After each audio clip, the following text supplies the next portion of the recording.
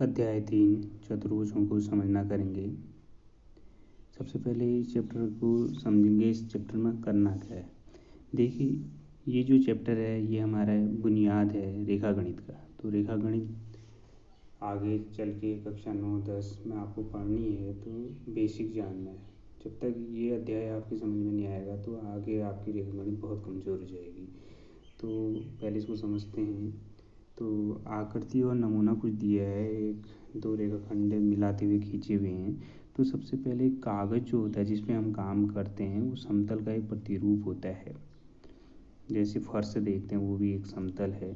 जब आप कागज़ से पेंसिल को हटाए बिना बिंदुओं को आपस में जोड़ते हैं तो एक समतली वक्र प्राप्त होता है। तो आपने क्या किया, आप कहीं भी कुछ भी आपने बचपन से जब आप बनाना सीखते थे तो आपको आपके जो टीचर अध्यापक होते थे उसके लिए पहले वो भिन्न भिन्न प्रकार की आकृतियाँ बनाना सिखाते थे। सीधी डंडी खींचना, तिरछी डंडी खींचना, आधा गोला बनाना, तब जाके आप एक बनाना सीखते थे। तो वहाँ भी आपने रेखा गणित का ही प्रयोग करा, पर उस समय आप इन चीज़ों से अनभिज्ञ थे। पर आज आप बड़ी क्लास में आ गए, कक्षा 8 में, तो आपने वहाँ पे बिंदुओं पेंसिल पकड़ के बिंदु पकड़ के उसको घुमाया उस आकृति को बनाने के लिए। तो ये जो हम ये चीज़ पढ़ रहे हैं सब आपने किस में किया था, एक समतल में किया था। कागज़ एक समतल का प्रतिरूप होता है और जो आकृतियाँ आपने बनाई एक बिंदु पकड़ के और पेंसिल को बिना हटाए, तो वो सब आकृतियाँ क्या कहलाती हैं, समतली वक्र कहलाती हैं। उसके बाद हम बहुभुज में आते हैं। बहुभुज जो होता है केवल रेखाखंड से बना हुआ सरल बंद वक्र होता है।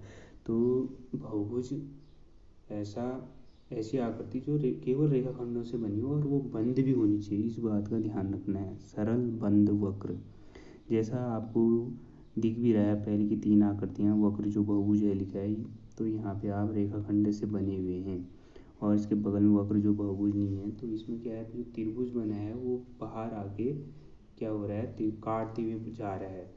तो ऐसे ही अगली जो आकृति बीच वाली है उसमें भी जो ज्यामिति बनी है रेखाखंड उसको काटते हुए बाहर निकला हुआ है।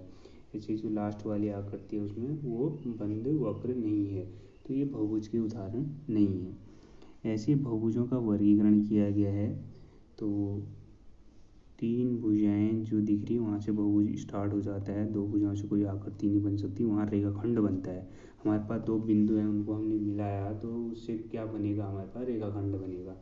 तो अब 3 बिंदु हैं, 3 बिंदुओं को मिला के हमारे पास 3 बिंदुओं को मिला के 3 रेखाखंड बनेंगे, उनसे हम एक बंद आकृति बनाएंगे तो वो क्या बनेगी, त्रिभुज बनेगी। ऐसे 4 भुजाओं से घिरी बंद आकृति जो होगी सरल वक्र हैं, ये बंद वक्र, तो ये बहुभुज जो होगा चतुर्भुज होगा। ऐसे 5 पे पंचभुज, षटभुज, सप्तभुज, अष्टभुज, नवभुज, दशभुज, n भुजाओं का n बहुभुज कहलाएगा।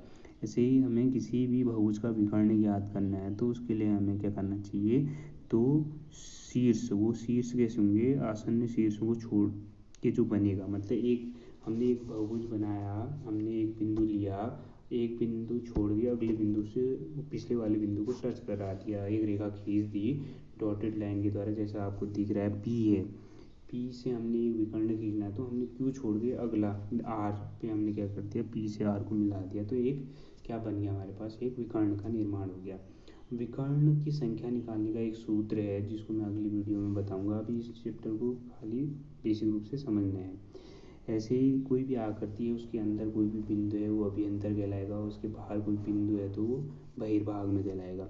जैसे उत्तल बहुभुज और अवतल बहुभुज के लिए उत्तल मतलब उठा हुआ तल जिसका होगा, जैसे आपको ये आकृति 3 में 5 आकृतियाँ दिख रही हैं बाईं ओर, तो ये सब उठी हुई हैं, बाहर को आई हुई आकृतियाँ हैं, तो ये किसके अंदर आएंगे, उत्तल बहुभुज के। अवतल मतलब अवतल जिसका तल धंसा हो, मतलब नीचे, तो ये धंसे हुए हैं, देखिए अंदर की ओर गई हुई हैं, 2 भुजाएं अंदर को जा रही हैं, तो ये अवतल बहुभुज के उदाहरण जो दाईं ओर हमें 4 आकृतियाँ दी हुई हैं।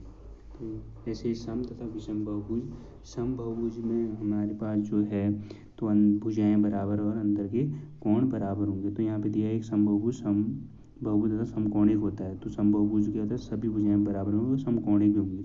जैसे एक वर्ग में भुजाएं बराबर होती हैं और सभी कोण क्या होते हैं, 90 डिग्री होते हैं। तो ये जो है वर्ग एक क्या होता है हमारे पास, समबाहुभुज। आयत समकोणिक तो होता है परंतु भुजाएं बराबर नहीं, आमने सामने की भुजाएं बराबर होती हैं, तो इन बातों का ध्यान रखना है। तो ये जो पहले की 4 आकृतियाँ दी हैं उनमें सिंबल के द्वारा कट मार के सिंगल कट मार किए हैं, अंदर कोणों को डबल मार किया है, सिंगल मार एक जैसे किए हैं। तो इसका मतलब है कि भुजाओं में सिंगल कट है तो भुजाएं सभी बराबर हैं, कोण के अंदर डबल मार किया सिंगल कट है ट्रिपल है तो मतलब उनका कोण बराबर है।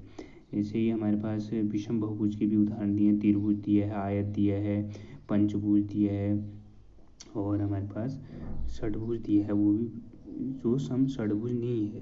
तो ये भी ध्यान रखना है। कोण योग गुणधर्म हमें पता है, त्रिभुज के 3 कोणों का योग 180 अंश होता है, चतुर्भुज के 4 गुण होते हैं, पंचभुज के 5 गुण, तो उनका योग कितना होगा वो हम भी सूत्र के द्वारा समझेंगे। तो ये हमारे पास एक बेसिक कॉन्सेप्ट था। इसका प्रश्नावली 3.1 3.2 करेंगे तो इसमें चतुर्भुजों के प्रकार हैं, इनकी परिभाषाएं आपको बताई जाएंगी। पतंग क्या होती है, पतंग में क्या प्रॉपर्टीज होती हैं, समांतर चतुर्भुज में क्या प्रॉपर्टीज होती हैं, समांतर चतुर्भुज कहते किसे हैं, ये हम इन अध्यायों में सीखेंगे। ये हमारे बेसिक है रेखा गणित सीखने का, तो इस चैप्टर को आपने बहुत ध्यान से सीखना है। तो इस बात का ध्यान रखना है। ये गुण हमारे पास दिए हैं यहाँ पे चतुर्भुज के, क्या चतुर्भुज हैं ये सब, समांतर चतुर्भुज, सम चतुर्भुज, आयत भी एक चतुर्भुज है, वर्ग भी चतुर्भुज है, पतंग भी एक चतुर्भुज है। पर वो चतुर्भुज में कुछ ऐसी खास प्रॉपर्टीज, ऐसे गुण आ जाते हैं कि उनका नाम बदल जाता है। चतुर्भुज समांतर चतुर्भुज हो जाता है, कब होता है, उसके भी गुण आपको 3 दिए हुए हैं। सम चतुर्भुज चतुर्भुज है पर उसका नाम सम चतुर्भुज क्यों हो जाता है, उसमें कुछ खास प्रॉपर्टीज आ जाती हैं जो समांतर चतुर्भुज में नहीं मिलेंगी, या कुछ हटकी 1-2 गुण इसमें ज़्यादा या कम होंगे, तो इसके कारण इसका नाम बदल जाता है।